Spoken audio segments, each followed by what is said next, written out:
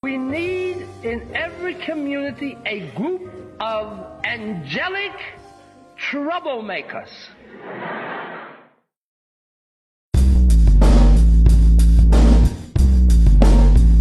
Social justice,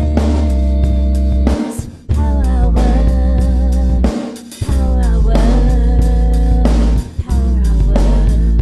Social justice, power hour, power hour, power hour.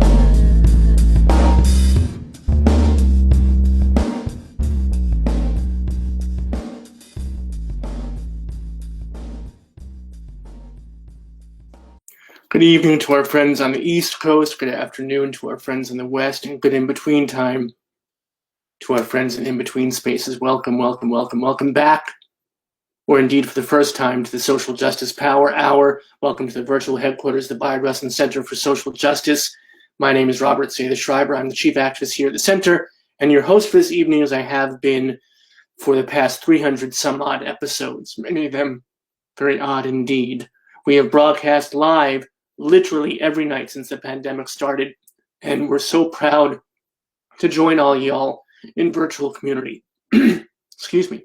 Over the course of that year, we have made many friends, and one of them that we hold dear is our guest tonight, Amazin LeThi, who has been with us a few times and is a monthly guest that comes at us and shares her wonderful insight into what has gone on the month before, and we're thrilled to have her as one of our good friends and stalwart allies. But before we bring her on, we do have a couple of things we want to share with you, because for those of you who have been here before, we always welcome you back. And those of you here for the first time, we want to give you an idea of what we have to share at the Power Hour, coming at you live, 7 p.m. Eastern, 4 p.m. Pacific, every single weeknight.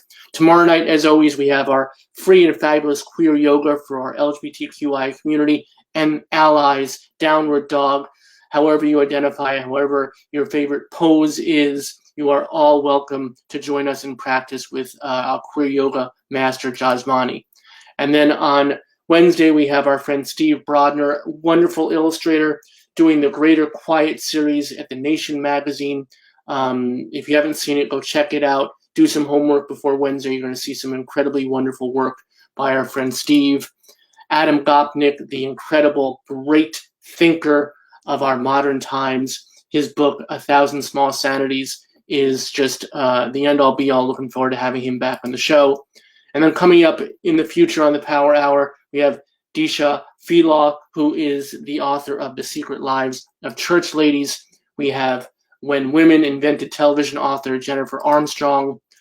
Our good friend Jill Sobule, our musician in residence here at the Power Hour, is bringing her friend, the legendary John Doe from the band X, and we're going to have the John and Jill show.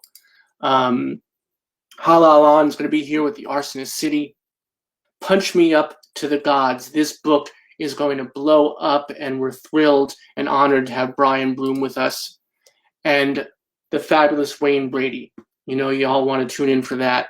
And finally, save the date, June 12th, Virtual Pride 21. We're coming back at you with Pride to march in solidarity and dance in celebration. So make sure you save the date to be back here. All those things and so much more coming up on the Power Hour. So please make sure you tune in each and every weeknight, my friends, and we look forward to having you. But now, as I said, we have our good old friend, and it's amazing that we're at a point now where we have old friends in the Power Hour, but we do, and we're thrilled about it. Amazin LeThi started in weight training as an outlet and confidence builder, which led her to training young adults for the Olympics. Overcoming tremendous hardships at a young age, experiencing homelessness and depression, Amazin relied on her physical and mental strength and passion for sports to focus on becoming an LGBTQIA mentor and role model. The first Vietnamese-born athlete and activist for Athlete Ally, as well as the first Asian ambassador for Stonewall UK. She founded her own advocacy organization, the Amazin LeThi Foundation, promoting allyship within the Asian community and facilitating larger discussions about equality and sports. As she says herself, sports should be welcoming to everyone, and no one should feel they should hide their sexuality or gender identity. Sharing my story and living authentically and unapologetically gives me the freedom to realize that my emotions are real, that how I feel inside matters, and that I'm worthy of owning the space that I'm in. I want my story to provide a positive message for any Asian athlete who wants to be openly out in sports, and to remind them they are not alone. And that is why we are all at once thrilled and honored to always welcome Amazin to our Bayard Rustin Center for Social Justice Power Hour. Amazin, thank you so much for being with us tonight. So wonderful to always be here. I feel like we definitely are old souls and old friends after a year of being on the Social Justice Power Hour. I commend you for keeping this up during the pandemic. Well, we are thrilled. As always, I've said it before, but bears repeating. You came to us early in our nascent stages and believed in what we were doing and the potential of what we could achieve. And you were right to take that bet. We've done some amazing things on the Power Hour, and it's folks like you who have been a part of it that have allowed that journey to be so, to be as exponential as it is inspirational. So thank you for that, my friend. Thank you. Always a pleasure to be here every month. I feel like the month flies by so quickly. It is. It's kind of a frightening marker at how time is so amorphous right now. When you come back on the show, I'm always like, it's been a month. Yeah. But that's wonderful that we're working through the time at an accelerated pace so we can come back to what we both, and we've talked about this before, hope to be a new normal, where there's more acceptance, more understanding of how we work together, and more import placed on community, whether it be virtual or in person. Oh, absolutely. I think as I keep saying, as we come out of the pandemic, we need to think about, what kind of a brave new world do we want, because we can't have the same world that we used to live in, and the world has changed anyway. And we say that and we hope for that, and we have some expectation, but then we're dealt with these difficulties still. And that's what we have to discuss at first. So we had originally planned for this to be an all Oscars special. The Oscars coming up later this month, and we had prepared a wonderful presentation, discussion, conversation about that, which we will get to tonight. And we're going to end on a very positive note. But before we do that, there are a couple of things that have come up across the globe that we need to discuss that are somewhat centered here in America, but of course affect the rest of the world and our diverse populations and marginalized communities. So you and I thought it best that we deal with some of those issues first, because we have such a strong voice in two of these concerns. And unfortunately, there have been more mass shootings here in the States. We talked about this last week with Dave Cullen, the author of Parkland and Columbine, which is a wonderful conversation. But one of those shootings was directed at the Asian American community, and we wanted to hit on that for a bit. And then we'll talk about these anti-trans in sports bills that have been sadly and tragically even popping up across different states. So let's deal with the shooting first. I know it's difficult, but I know that you have some things you want to speak on to about it, and we wanted to give you that platform. Sure. I mean, I can't believe we're already in April.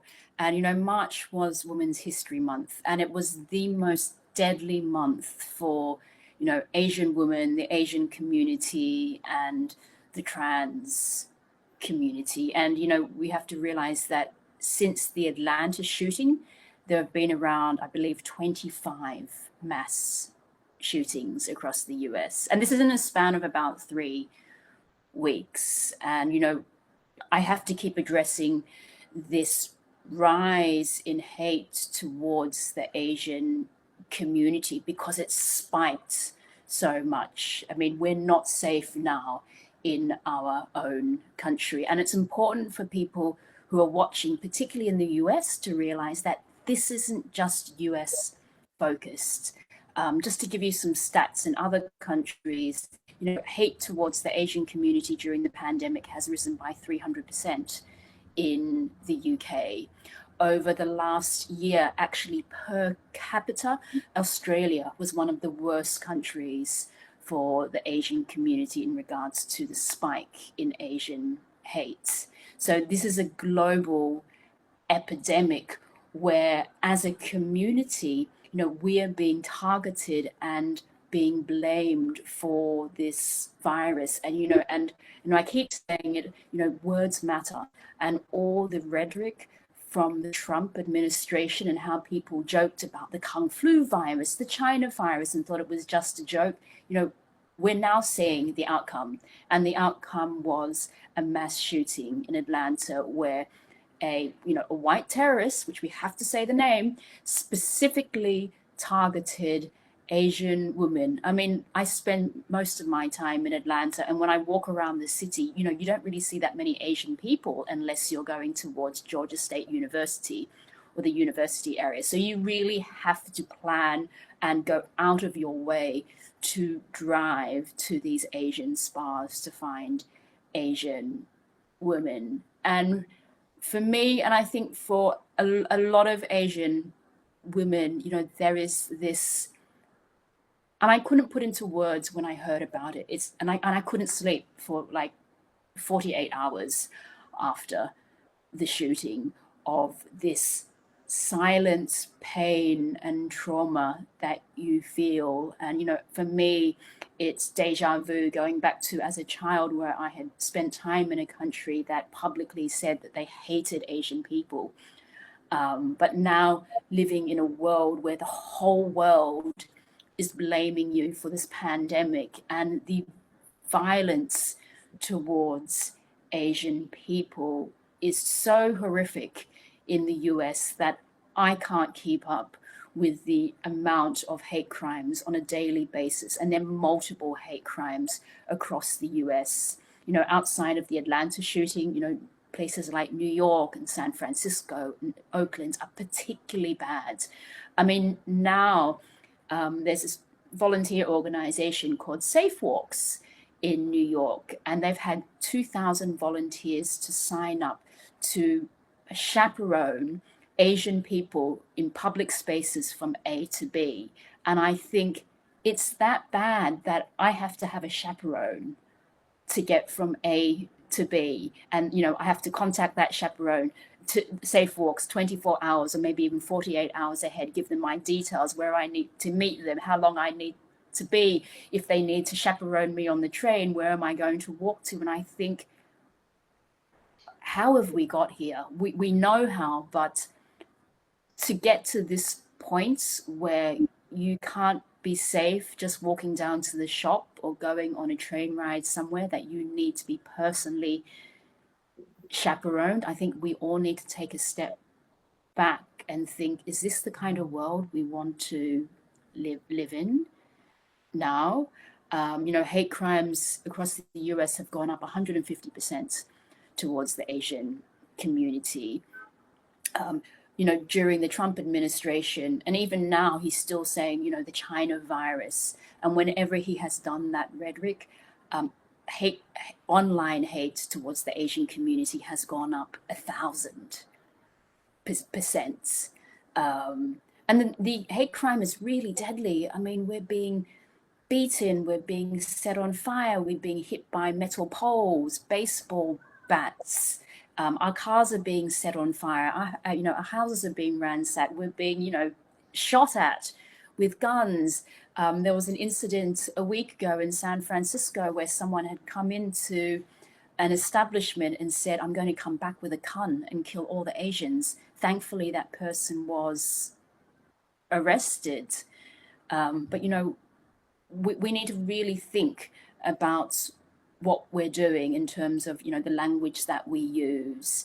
We also need to think about allyship and, what kind of ally and advocate can we be now to the Asian community? And it can be as small as, you have Asian friends, you have Asian colleagues, you have Asian loved ones, to, call them up, send them a text, check in on them, see if they need chaperoning. We all have elderly Asian relatives who have been very much targeted, and we've never seen this kind of targets, particularly on elderly Asian people who obviously are helpless and aren't able to fight back either. In the city and the state that you're living in, think about the Asian organizations that you can support, the Asian businesses that you can support. So GoFundMe has set up a Stop Asian Hate Verified fundraising campaign. So they've raised nearly 6 million. And then for the Atlanta mass shooting, the families of the victims, they're verified fundraising campaigns on GoFundMe. Most of the Asian people in recent times who have been targeted, who have obviously very high medical expenses that need to be paid, and now have laid off work through to the injuries that they've sustained through the hate crime or the trauma, there are verified fundraisers on GoFundMe that you can donate to as well. But this hate needs to end. At some point the world is going to open up even more. But the virus of racism, this virus may stay with us for a very long time, but we've let out this can of worms through the Trump administration of this hate towards my community.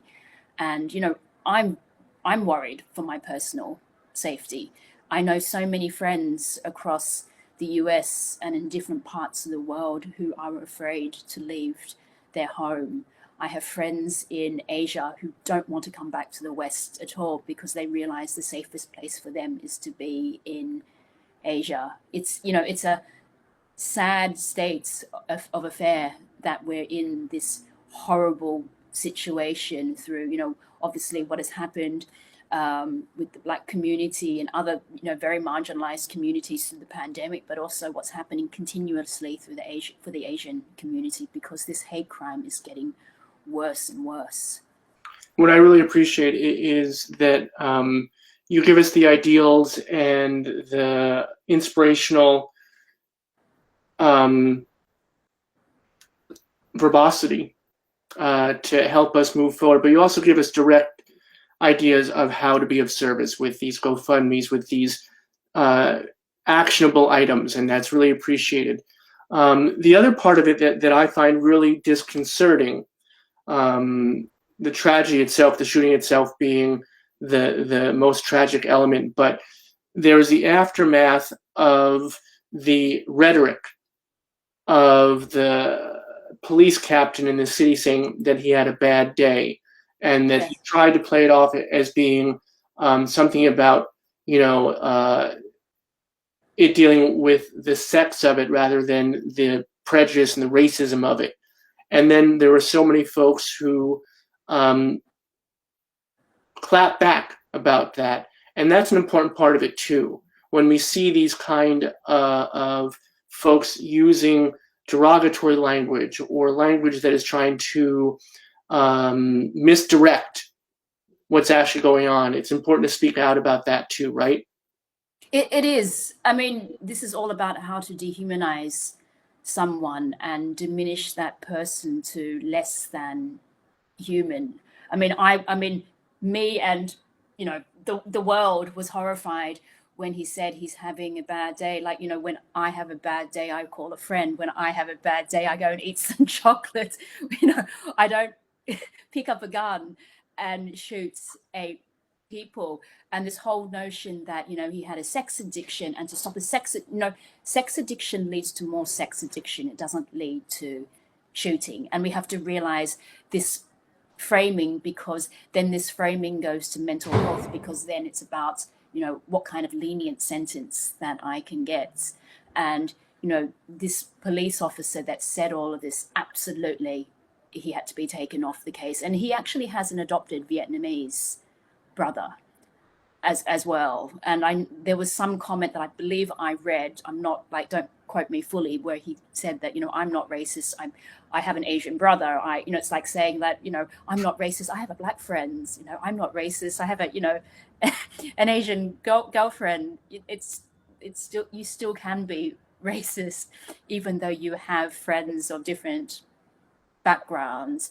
And that brings me to this whole conversation of how Asian women are dehumanized and hypersexualized and fetishized and not seen as human, but just seen as these kind of objects of to be used and abused. And one of the women who had died in the shooting, she breaks down this whole notion of this model minority that's pushed into the press because she was a single mother. She helped, 6 of her relatives to come over here, plus her 2 sons, and now they're left without a mother, and there was not enough discussion either after the Atlanta shooting around gun control either.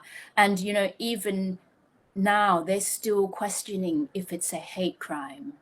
And I think, how can you continue to question if it's a hate crime? It's absolutely, if he was really wanting to go to any spa or any massage place or any strip club just to end his whatever, so-called sex addiction, then there were plenty that he would have passed. But, I know where these Korean spas are. It takes around 30 minutes to get there. It then took him 45 minutes to get to the next one. By the time he got to the third one, he was 2.5 hours away. That, this was planned. If you were really just trying to shoot anyone, you would have just gone to any random spa or massage parlor. Yeah, and it's that idea that we have to hold people to task. We have to make sure that the communications after a tragedy like this are clear and crystal, so we understand what the motivation really was. We all contain multitudes. So, if this police chief has, an adopted Asian brother, that has nothing to do with what he said or his racist language or his racist actions. There's no excuse whatsoever for that. And further, that idea that you just communicate so succinctly about this man traveled hours, literally hours, to get to different spas. So this wasn't an off-the-cuff reaction. It wasn't having a bad day. It wasn't anything to do with anything except for targeting a certain population. Yes. And we need to see it as it is. It's white terrorism and it's a hate crime. I think the most difficult thing is that Asian people, we've never been seen in this light. And, this whole invisible model minority myth has been pushed into the media and into people's faces, for centuries. And, what's happening now is that we're asking you to turn within 24 seconds and support us, which is challenging because, we're going against the grain of what people believe compared to, and I think Margaret Cho said it very well. She said, on one hand, Asian people are absolutely suffering right now. But then you go to Netflix and you see Bling Empire of that model minority myth of we're rich, we're crazy, rich Asians. And so you have these two images going head to head. And at the same time, we've never been seen so much and been so visible. And we're asking you to be our allies and turn within half a second because we need you right now because everything is happening in real time. And we don't have this time to educate you. I've been on so many panels over the last year, and I think panels are great. Hashtag Stop Asian Hate is great. But really the people that are needing to see it aren't the people that are following me, aren't the people that are following you. We need to do more advocacy on the ground, but this is kind of long-term planning. We need immediate solutions because as we speak, no doubt by the time it gets to this afternoon or to the evening when this, evening or tomorrow, the biggest issue is that, probably 3 or 4 more Asian people have already been targeted. And I think that you bring up an excellent point, and one that it is almost equally important is that one of the things that we don't realize that's almost as important is to recognize the Asian community and all of our communities, Black or brown, queer, whatever it may be. Again, as I said just earlier, we all contain multitudes, and so do communities. So it's not one thing. It's not, hey, there's violence targeted against this community. That shouldn't be your focus. It should be also that these are just folks, and that there are crazy rich ones, and there are ones that have bling, and there are ones that are being attacked, and there are ones just like us, though. That's the biggest thing. That's the headline. Just like us. We're all the same. We all have different aspects to our communities, and we need to recognize that we're all not one thing. And that you yourself don't represent one community, and one community is not represented by one person. And that's what's wonderful, to have all these voices that come out loud and proud and say, I'm a member of this community, or I'm an ally to this community. I think if there's a silver lining to what has happened to the Asian community over the last year, is that people are hearing real stories of Asian people. They're not hearing the model minority myth. You know, what happened with the Atlanta shooting, you know, all the stories of the women who had died, people are hearing real stories of how some of these women really struggled. Some of them were single mothers. They completely shatter this model minority myths. And, you know, every Asian person that has been attacked, we're hearing real stories. We're hearing real stories from their children, from their relatives, and what their lives are like. And I think people are gaining a really different insight into our community that isn't this pushed model minority myth. And I think for me, if that's the one silver lining of hearing our stories for the first time. And that's what we hope to do. We hope to achieve that in the present, we look at all of our communities as not homogeneous, but as a very, very wide array, a spectrum of different people, different ideas, different platforms, and we can embrace all of it. You know, it reminds me, yesterday was the tragic anniversary of Martin Luther King's assassination. And what's become of MLK is that everybody thinks of him, or the vast majority of folks think of him, as this model minority, right, as you mentioned. And many people don't realize that at the time of his assassination, he was the most hated man in America. He was incredibly unpopular because he had spoken out about so many things that were so dear to him and were important. And we don't remember that. So I think it's really important that as we move forward, we don't look back and have to fix things in the past. Rather, let's not let them happen in the present. Sure. And I think that that's a perfect time for us to pivot to the next piece of, unfortunately, what's going on that is difficult. And you're such a strong voice in that community as well. Trans advocacy in sports, and this tidal wave, because there's no other word for it except for maybe tsunami, of anti-trans bills and rhetoric across the US about simply not letting kids play sports. So we wanted, you and I both wanted to speak on that for a moment. Sure. I mean, so this year is the deadliest year for anti-trans bills. So just to give people some perspective, last year, I believe there were 79 anti-trans bills. This year, we're up to 82 anti-trans bills. And, you know, majority of the anti-trans bills also include banning trans youth, particularly targeting trans girls, from sports in the States. Already 3 of these bills have passed in Mississippi, Tennessee, and Arkansas. Arkansas at the moment is the worst state because it also has passed a health bill as well to ban trans from healthcare.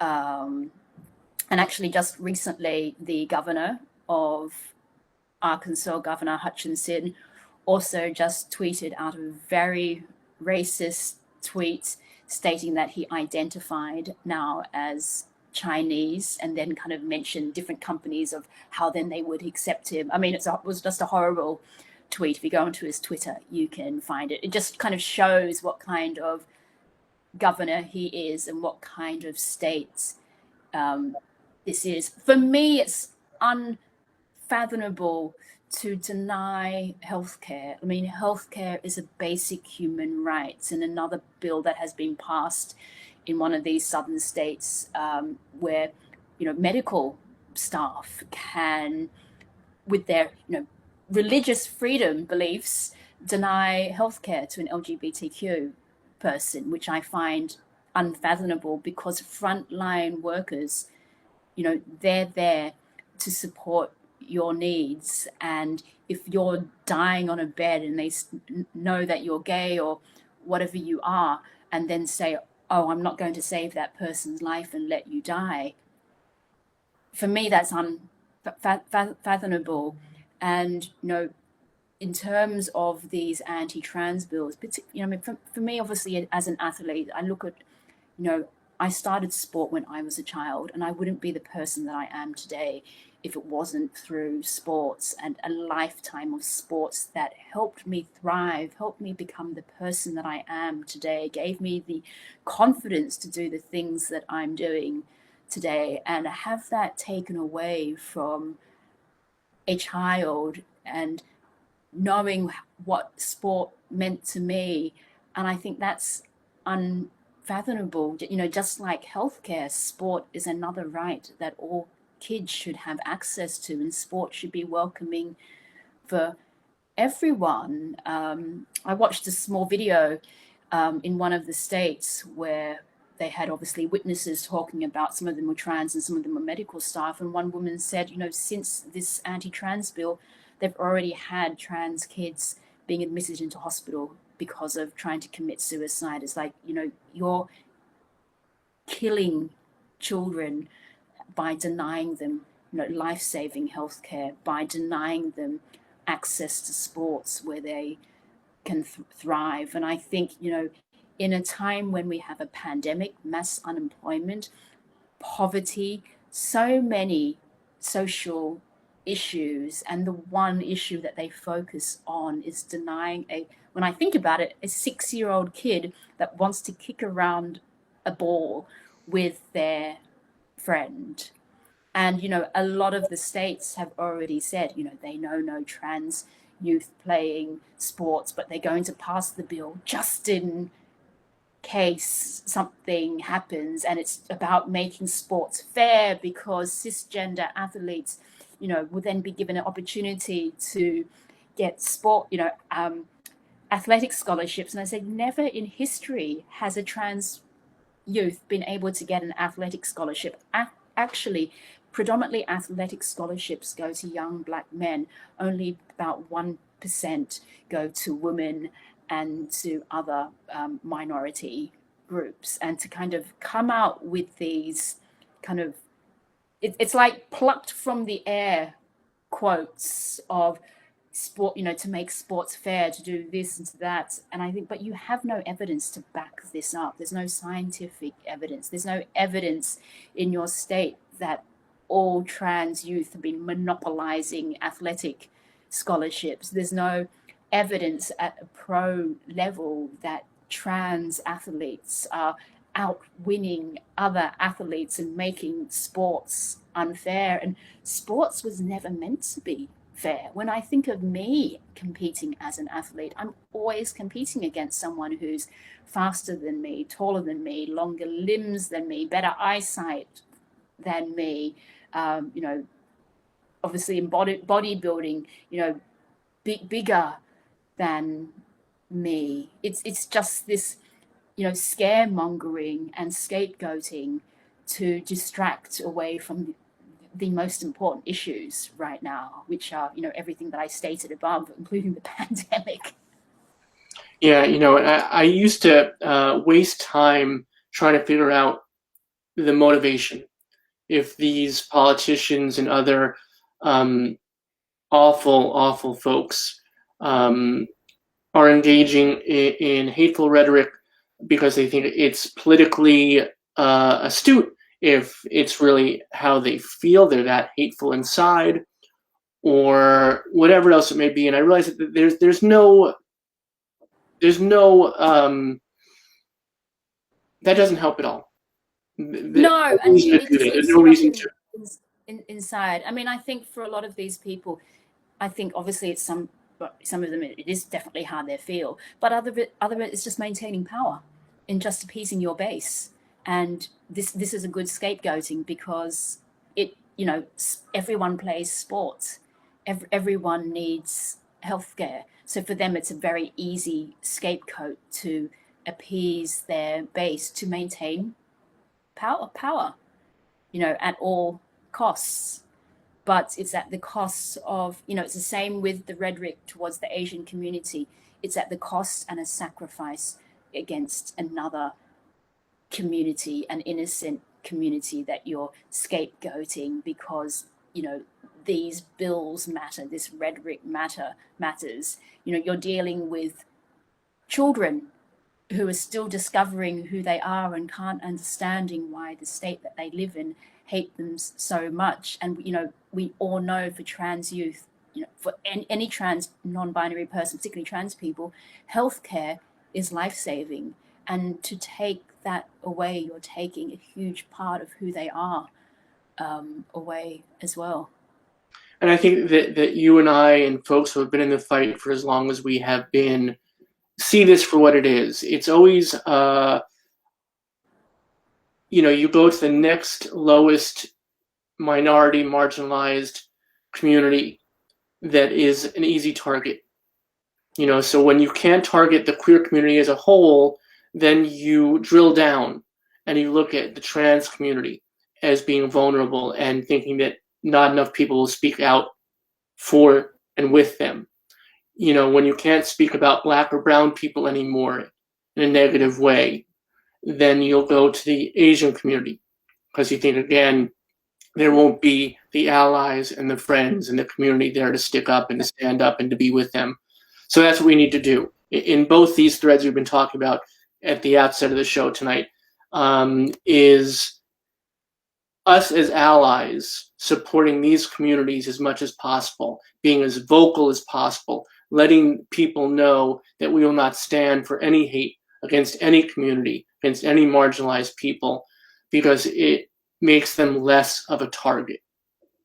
It does. And I think people need to realize that the trans community around the world during the pandemic has been targeted in different ways. It's not just the US, it's all across the world of, the trans. And I think, as you said, it's like, during the pandemic, we need a scapegoat. Who is the easier scapegoat? We can't target the whole LGBTQ community, but we can hone in on a small section of the community. And I always think, how can we be the best ally and advocate at this time, towards the trans community, particularly with the anti-trans bills that are sweeping across the US. You can contact the senator, you can, ACLU and other trans advocates, you can follow them, you can share their retweets, you can educate yourself. If you're an athlete, you have to raise your voice because trans athletes need cisgender, particularly cisgender women,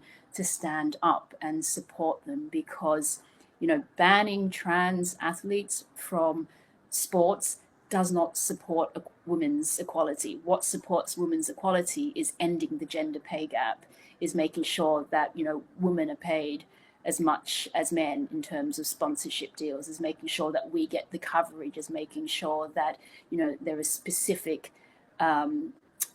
academies and specific ways, particularly for young girls, to be able to fast track into sports, and also making sure that we continually raise our voice to make sports a safe and nurturing environment. Sports should be welcoming for everyone, and it's not based on your sexuality or gender identity at all. It's just based on how good you are as an athlete.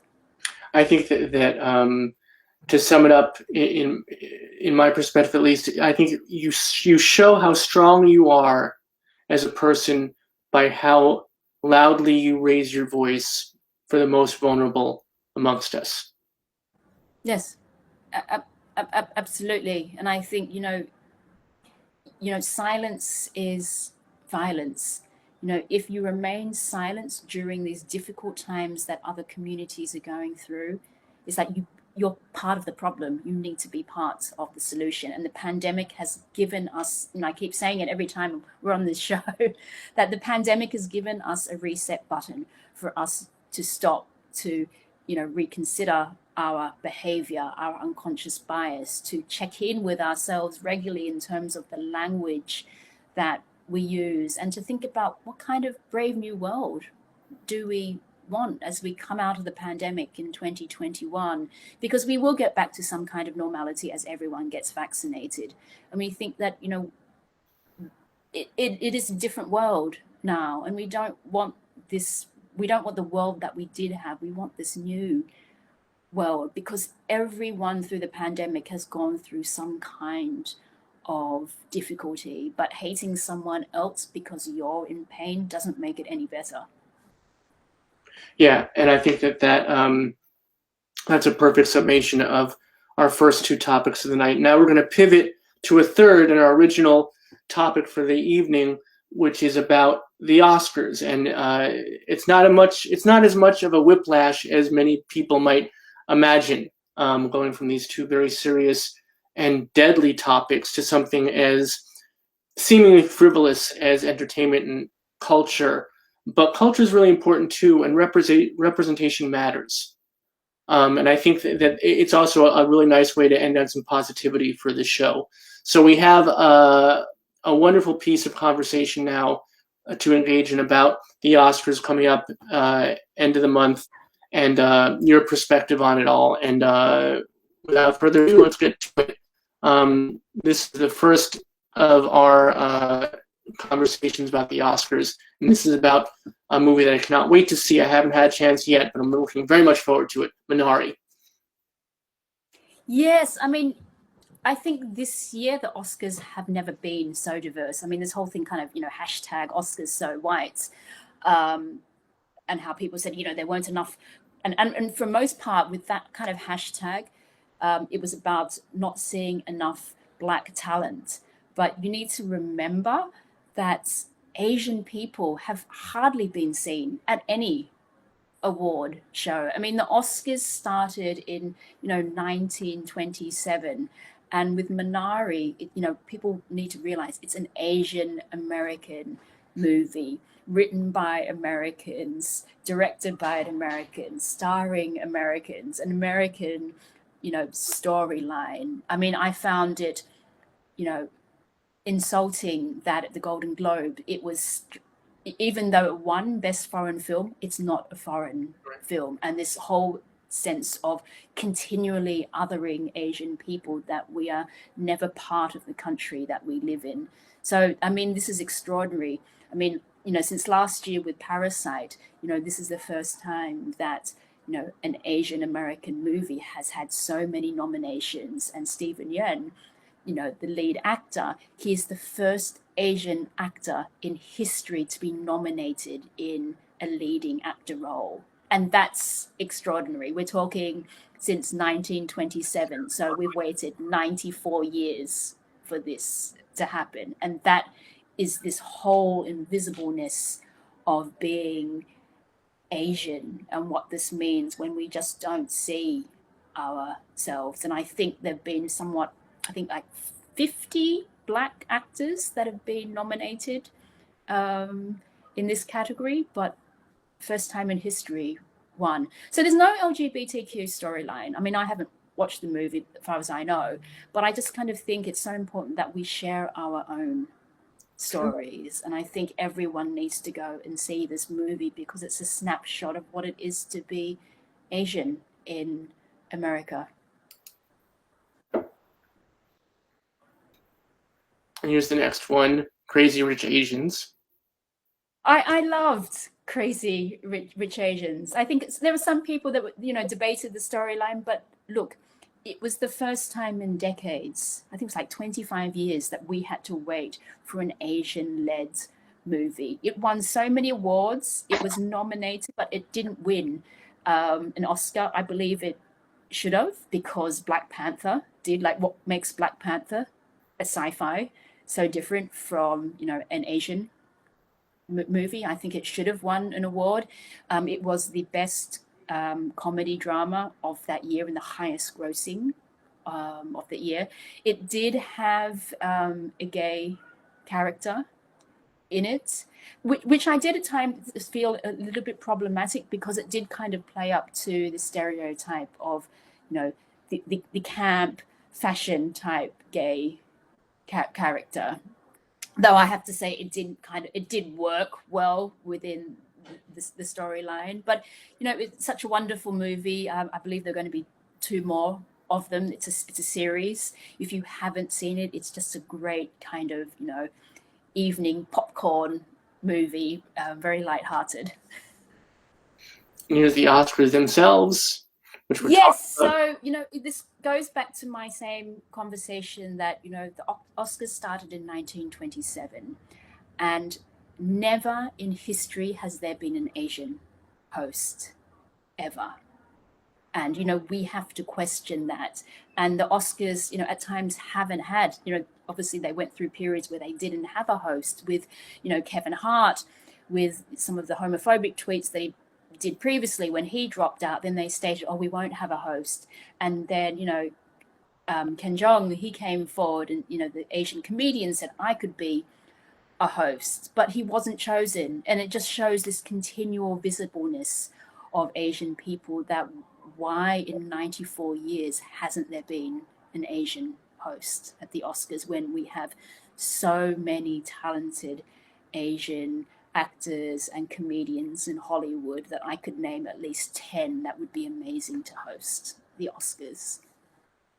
And this movie, Moonlight, what a powerful, devastating, and beautiful film. I absolutely loved Moonlight, and I think, you know, I love this journey that the story took us in, you know, these 3 different eras of this boy to a young man. It's, you know, Black people sharing their own stories and their own difficulties of what it is to be LGBTQ in the Black community. I've already watched the movie numerous times, and I love the haunting music as well. And I think if you haven't seen it, you must. And it's, you know, it's one of the few Black LGBTQ led movies that won an Oscar.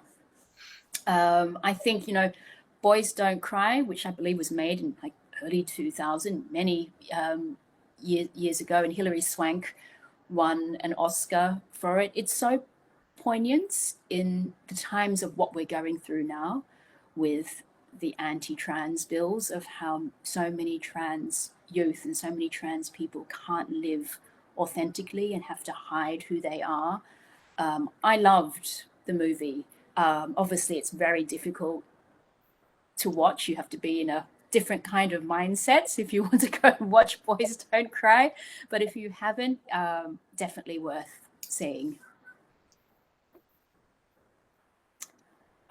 So A Fantastic Woman is a foreign film with a trans lead, and Daniela Vega. She was the first trans person to present at the Oscars, which was huge. And we haven't obviously had a trans person since, which I find quite extraordinary, since we have, you know, Laverne Cox, who's so high profile. I loved the movie, and obviously it won so many awards. And I think groundbreaking that, you know, a foreign trans-led movie won so many awards and recognized as well, and what it means as a trans person to be able to see yourself.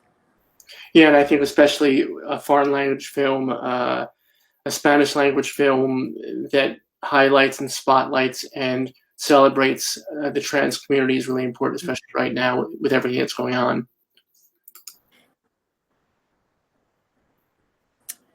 Some queer music. I love Sam Smith, and, you know, he won an award for his song with Spectra, 007. I think, you know, go and see the movie and go and listen to his music. I think it's called Writing on the Wall. the song, but a lovely, and I love his voice. Fantastic song. And speaking of music, there's I know. I loved everything about the Rocket Man. It was just such a fantastic movie, and I learned so much more about Elton John that I didn't know previously. And the guy who, actor who played him, was just perfect for it. And he has been in The Kingsman as well, another British movie. And Elton won an award for the music with the Rocket Man. But if you haven't seen it, definitely a fantastic feel-good popcorn movie. And we have two prior hosts, right? Yes. So, as far as I know, in history, these are the two only LGBTQ hosts that have ever had in 94 years: Ellen DeGeneres and Neil Patrick Harris. Well, as we always have to say the first openly queer, right? Yes. Well, far as we know, the first openly. Yeah.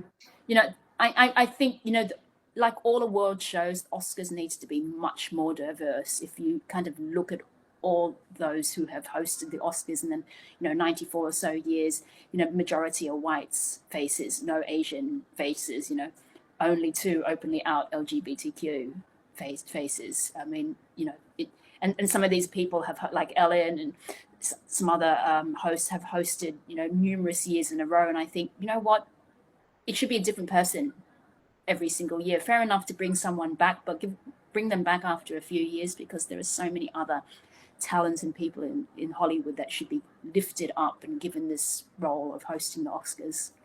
And just to be crystal, as much fun as this conversation is about the Oscars,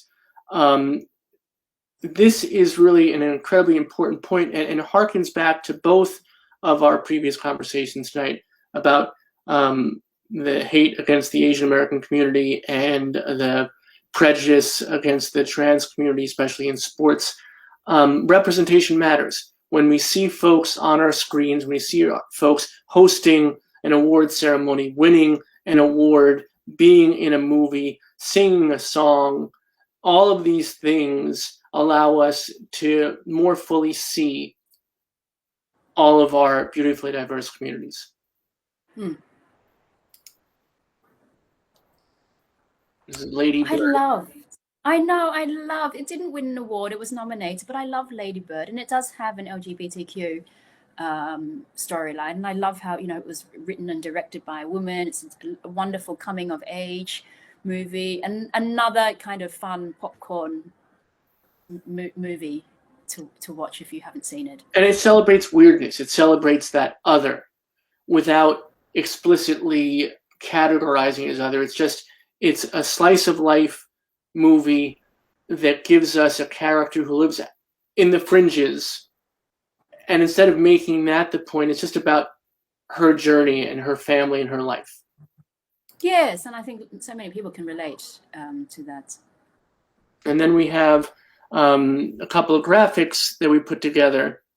Yes, so this was from GLAAD. So every year GLAAD obviously does an index of film and TV, and I think this was important to show of, we look back and we go, oh, so many LGBTQ characters in the last year, but this is actually the real breakdown. So many whites LGBTQ characters, and then obviously, Black make up 22%, Latinx make up 8%, Asian LGBTQ characters, we only make up 4%, if that.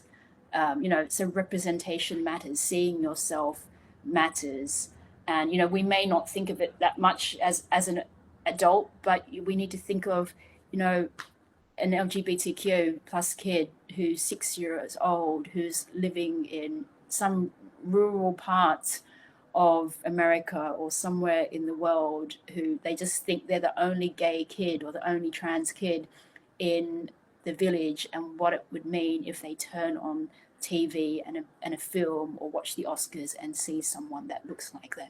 Well, it's what we've talked about with a lot of guests previously in the Power Hour, is the idea of a possibility model. Seeing someone on screen, reading words in a book, in a graphic novel, in a comic book, hearing lyrics in a song, and being able to identify that's who I could be. or that's who I am, and it gives me a terminology to express it. Mm. Right. And we want to thank GLAAD as always. GLAAD is an incredible, strong and stalwart organization that does this important work of making sure that representation is not only something that we speak about, but we put into action. And this is the second graphic with some statistics that I think are really important to. It is like the movies, obviously these major studios that have, billions of dollars, but then you look at how many LGBTQ movies that they're making per year, and it's, so minute. I mean, obviously, if we go to streaming like Netflix, there are so many kind of queer-led um, TV shows and movies there, but in terms of the major studios, they're not making enough. And, this comes down to in terms of, who's in charge of the decision making. Is it someone that looks like me? Who is in the writer's room? Is it someone that looks like me? And then, this big argument around, trans characters, cis people playing trans people. So many Asian stories have been whitewashed over by a white person playing an Asian person. I think we've normalized that to say, well, and it's been happening for so long that we kind of think it's okay, even though it's not. But you would never have a white person these days playing a black person and having them blacken up. That would just be totally unacceptable, even though we obviously did have it many decades ago. But we have that now. And this is what's happening with the Asian community, that so many white actors are playing Asian roles, and where stories have come out where the studios or the production have said, we need to try and make that white person more Asian. It's like, well, you should be hiring an Asian person for an Asian role. And I think that it's important to look at these numbers, because the other thing that we've been talking about all night tonight in our conversation is about speaking up and speaking out and being a good ally and making sure that your voice is being used to amplify others.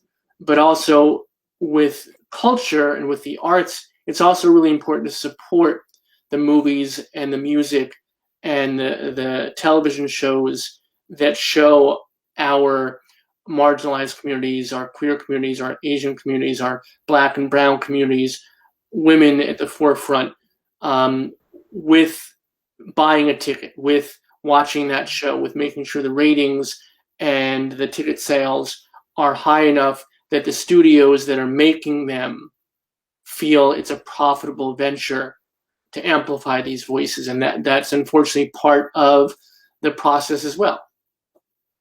It is. And I think with Crazy Rich Asians, they realize that you can make money off the Asian community. But I think, well, of course you can, because there are more people in China than there are in the continent of Africa. We always knew, like, we're the most populous community in the world. And, there's a thirst for stories that are Asian led, just as much there are thirst for stories that are trans led or, LGBTQ led. Representation matters. And I think it's also part of the audience for speaking up as well, and making themselves known on social media, because, all the studios, all the movies that have come out, they all have social media profiles, and you can make yourself known by sending them messages, public messages, and tagging them and hashtagging them and resharing them and making comments, because they have to listen to their audience, because this is how they make their money. Indeed. I want to thank you so much. As always, our hour went so quickly. We have certainly run the gamut tonight of a variety of different subjects and topics and ideas. All of it has been really affirming, because I think that in each case we have given our viewers, our community, an opportunity to see how they can be of service, to see how they can be of strength, of solace, of support to other folks in and around their own communities and outside of their communities. And I want to thank you for that. I do want to make it crystal again that you speak as such a strong and stalwart ally for so many folks. But again, your voice is one of many. And I don't want anyone to ever think that anyone who speaks up and out represents that one community, that there are so many different diverse aspects of each and every community. But we thank you so much for being such a very important part of that tapestry. Oh, thank you always. And, I look forward to May, which is Asian Heritage Month. So, and we're going to have so much to talk about. And we look forward to having you back, my friend. Thank you so much. Much love to you. And we'll see you again in a month. And we so look forward to it. Thank you. Always wonderful to be here tonight. Bye. Best to everything. So that is always one of our wonderful monthly visitors here at the Power Hour, Amazin LeThi, who comes to us and speaks on behalf of so many, but uses her own voice and her own platform in a way to amplify so many others. And that is the very essence of what we try to do here at the Power Hour. So please do come back and join us. We're here every weeknight, 7 p.m. Eastern, 4 p.m. Pacific, and we look forward to having you back here in virtual communion with us. Remember, we are here for you. Please be here with us. Until tomorrow night, queer yoga. Be good to each other. Be good to your families, chosen or otherwise. And most importantly, and a lot of us don't get this, be good to yourselves. You need it, and we need you here with us. Much love and respect, y'all. We need in every community a group of angelic troublemakers.